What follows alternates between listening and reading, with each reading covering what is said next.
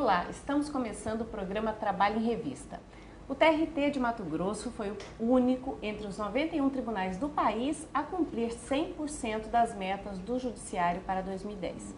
Como isso foi possível, a gente fica sabendo agora com o presidente do tribunal, o desembargador Osmeir Couto. Desembargador, quando é que ocorreu essa divulgação? Essa divulgação ocorreu no dia 31 de março, em Brasília, no auditório do TJDF. E foi só essas metas, desembargador, só para a gente esclarecer, vale para a Justiça do Trabalho? Não, essas metas foram impostas pelo CNJ a todo o Judiciário, tanto que são metas do Judiciário. E estiveram envolvidas no cumprimento dessa meta os 91 tribunais do país, dentre a Justiça do Trabalho, Justiça Comum, Justiça Federal, Justiça Eleitoral e Justiça Militar. Desembargador, e dentre as 10 metas, quais o senhor considera que foram as mais difíceis de serem cumpridas? Eu acredito que foi a meta 1, que é julgar todos os processos ajuizados em determinado ano, no caso, em 2010. A Justiça do Trabalho, ela trabalha com pouco espólio, pouco estoque.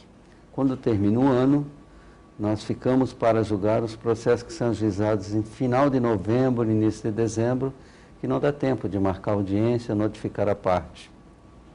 Porque muitos processos, às vezes, tem que fazer uma instrução, ouvir depoimento de testemunhas, que nem sempre moram na cidade, depende de uma prova técnica, como uma perícia, por exemplo.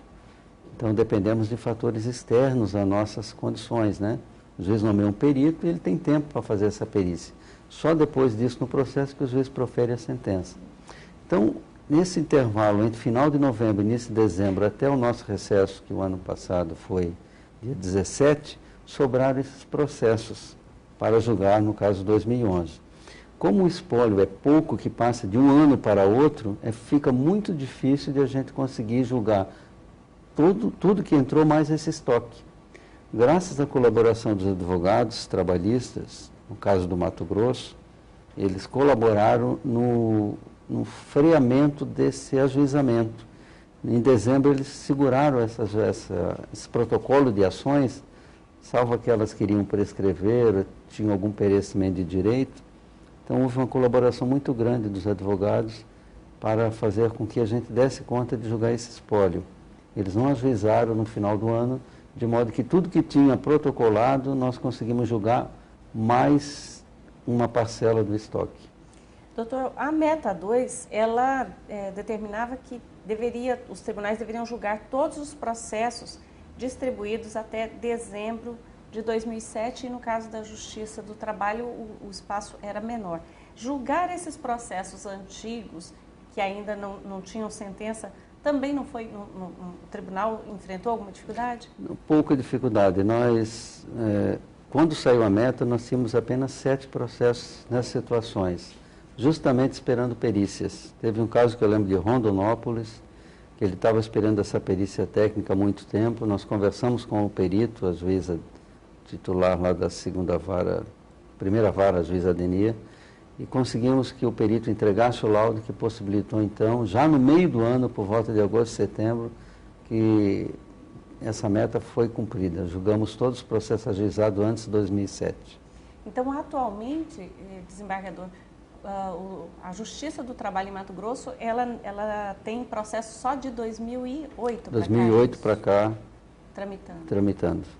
Doutora, a meta 3, e quando o Tribunal, a Justiça, ano passado, começou os seus esforços para o cumprimento das metas, esteve aqui o juiz Ângelo Sestari, e ele comentou sobre os esforços e as dificuldades de cumprir a meta 3, porque ela tratava de execução, que é a parte mais difícil, que é conseguir bens, dinheiro para quitar e liquidar completamente os processos. A execução, reduzir em 10% esse acervo de execução, como é que a Justiça do Trabalho conseguiu fazer isso em Mato Grosso? Nós não tivemos muita dificuldade porque nós temos, desde 2006, 2007, um núcleo de conciliação.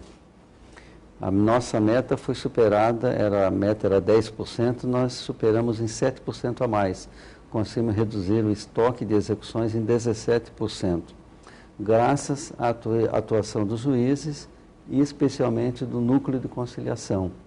Nós fizemos muitas excursões para o interior, deslocando o juiz José Luiz Aparecido, fazendo acordo naquelas empresas que tinham muitos processos. Eu lembro de um caso em Tangará da Serra, em que eles terceirizaram a saúde para o Instituto Criástio, uma OCIP. E essa empresa sofreu uma intervenção federal ano passado, e o município chamou todos os processos e fez um acordo lá em Tangará da Serra. Então, apenas numa única intervenção do tribunal, conseguimos solucionar mais de 500 processos na época. Isso ocorreu em todo o estado. Então, não tivemos dificuldade para terminar com esse estoque de execução. Um outro ponto que eu gostaria de levantar é que o próprio CNJ ele incentivou nas ações para o cumprimento das metas, no caso da meta 3, reduzir o estoque de execução, a afirmação de convênio com órgãos como o Cartório de Protestos e o Serasa. E nós fizemos esses 2 convênios o ano passado. Estamos inscrevendo os devedores no Serasa para aqueles casos em medida extrema, em que não há mais bens da empresa, nem bens móveis, nem bens imóveis, nem veículos, nem dinheiro em conta corrente. Após esgotados todas essas 4 alternativas de localizar bens da empresa do sócio, o juiz notifica a parte de que ele vai ser inscrito no Serasa. O Serasa é um convênio nacional e o devedor fica inscrito até que o juiz da execução levante o nome dele, e ele, quando precisar do CPF dele para fazer um crediário, abrir uma conta corrente, fazer um empréstimo bancário, ele vai ter que vir antes a Mato Grosso para saldar essa dívida trabalhista, que é uma dívida de cunho alimentar, que é privilegiada dentro de qualquer outro crédito que existe, até o crédito tributário. Desembargador, quando do lançamento do resultado desse relatório das metas, o presidente do CNJ, o ministro César Peluso, chegou a afirmar que as dificuldades de se cumprir as 10 metas é porque elas eram contraditórias. Parte delas exigiam que se reduzisse os gastos de insumos e parte exigia que aumentasse o trabalho, né, das unidades. Foi difícil cumprir, doutor? E eu pergunto isso porque a Justiça do Trabalho Mato Grossense mudou o horário de funcionamento, passou a trabalhar pela manhã, na tentativa de reduzir os gastos, inclusive com energia. E agora há uma determinação do próprio CNJ falando de mudanças de horário. Como é que o tribunal vai solucionar essa questão? Mas isso o senhor responde para a gente daqui a pouco. Não sai daí, daqui a pouco a gente volta falando sobre o horário de funcionamento da Justiça do Trabalho em Mato Grosso.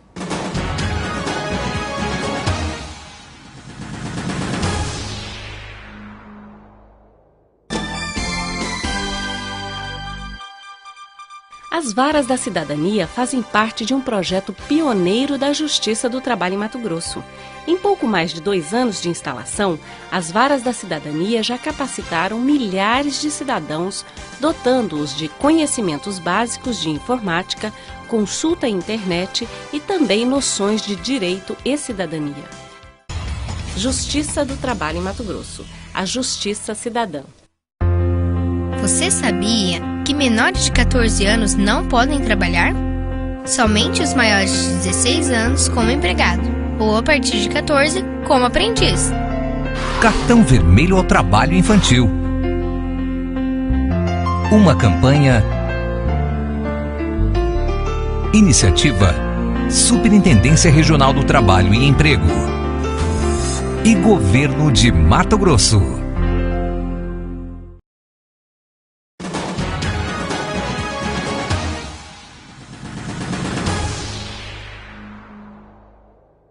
Voltamos com o programa Trabalho em Revista, que hoje conversa sobre o feito histórico alcançado pelo TRT de Mato Grosso, que se tornou o primeiro tribunal do país a cumprir todas as metas estabelecidas anualmente pelo Judiciário.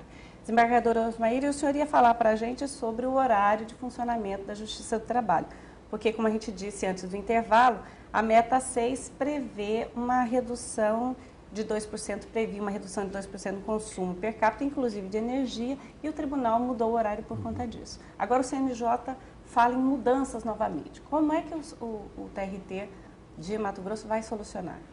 Como você mencionou, havia uma certa contradição nessa meta.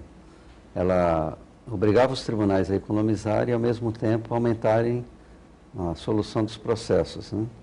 E nós tivemos que fazer vários mutirões, várias audiências, prolongando os horários delas, justamente para cumprir os julgamentos e, consequentemente, quando se aumenta o tempo de trabalho, aumenta o consumo, água, de energia, de combustível, etc. O nosso tribunal conseguiu reduzir em 17% a economia de energia graças à mudança horária.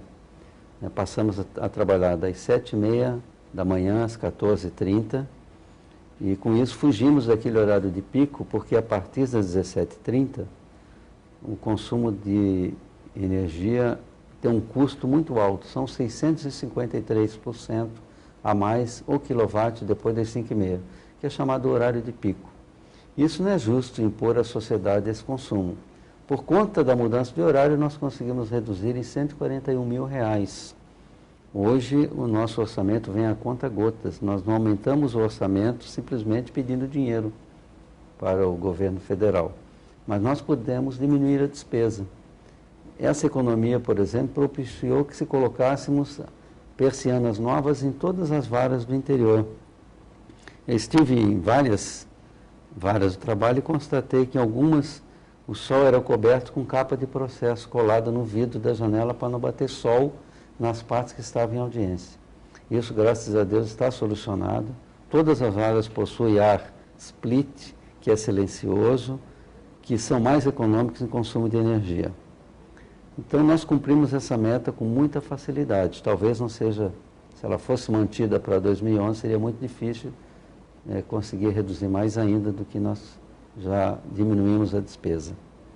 Pois é, desembargador. No entanto, agora o CNJ divulgou uma resolução em que determina o funcionamento da Justiça pelo menos das 9 da manhã às 18. O tribunal vai ter que fazer algum ajuste para atender essa resolução?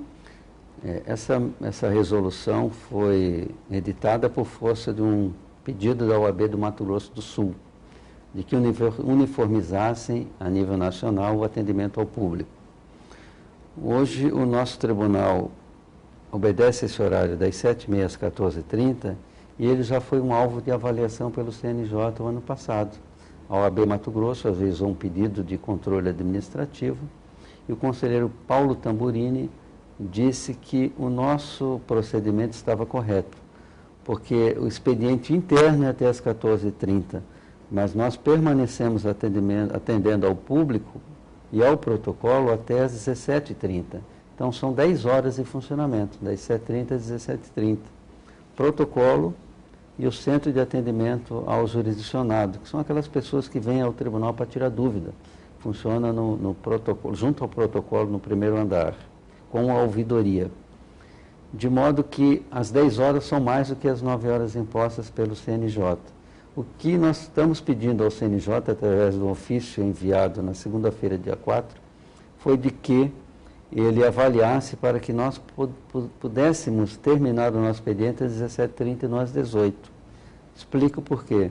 Das 17h30 em diante, o custo da energia é elevado em 653%.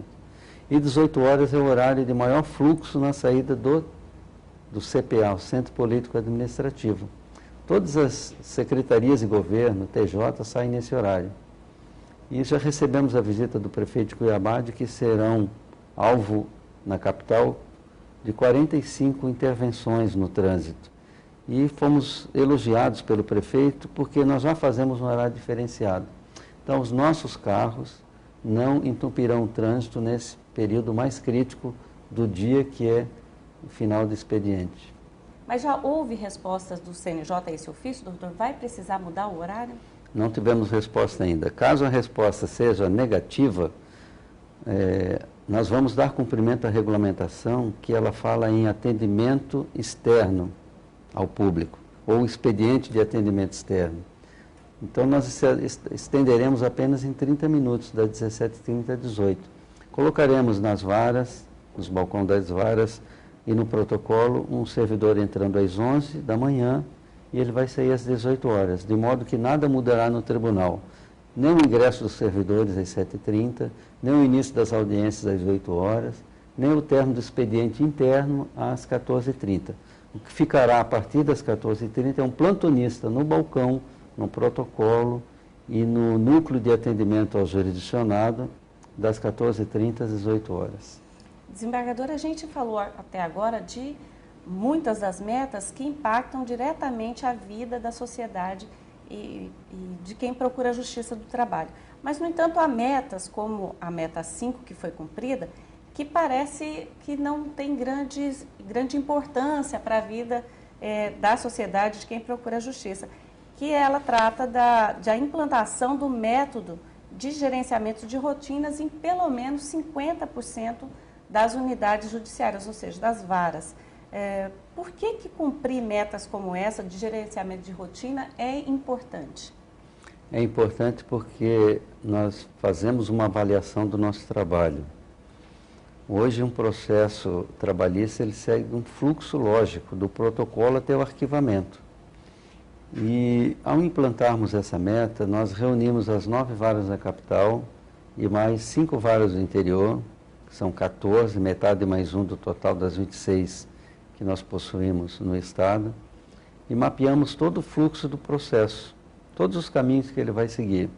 E ali nós conseguimos uniformizar procedimentos de uma vara para outra, escolhemos o fluxo melhor e mais rápido para o processo. Isso nos ajudou a ser o primeiro do país a fazer esse tipo de trabalho e também a ser o homologador do processo judicial eletrônico, porque esse mapeamento está servindo para o desenvolvimento desse novo sistema de trabalho, que é o PJE, implantado esse ano em toda a Justiça do Trabalho. Desembargador, eu queria que o senhor rapidamente explicasse para quem está nos assistindo o que é esse PJE. Ele é um sistema que vai permitir o fim dos processos físicos e que vão passar a tramitar em outra plataforma eletrônica.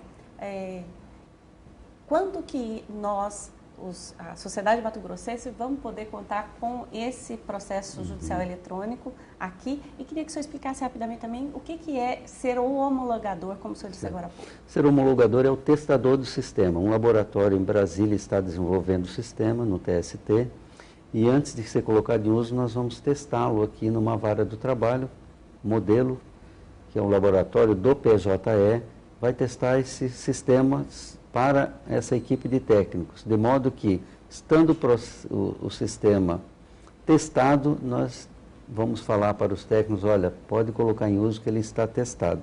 Homologar, então, é o testador de um sistema, é o que nós vamos fazer para o TST.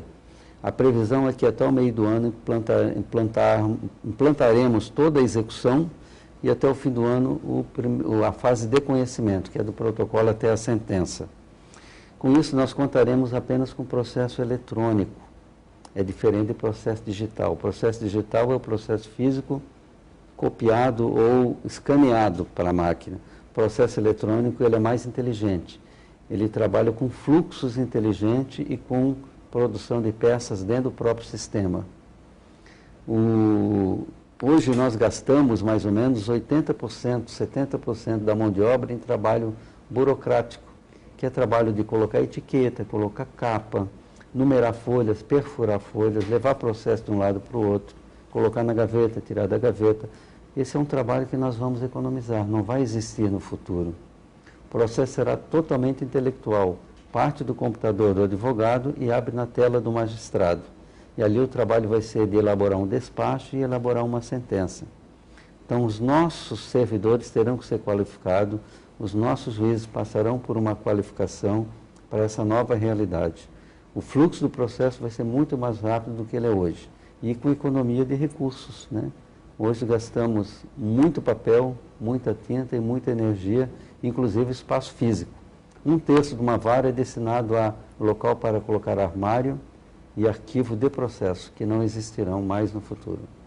Desembargador Osmair, brigadíssimo. Espero que a gente volte a conversar aqui sobre o PJE. O senhor volte aqui para falar para a gente quando da implantação definitiva e das mudanças que isso que vão ocasionar.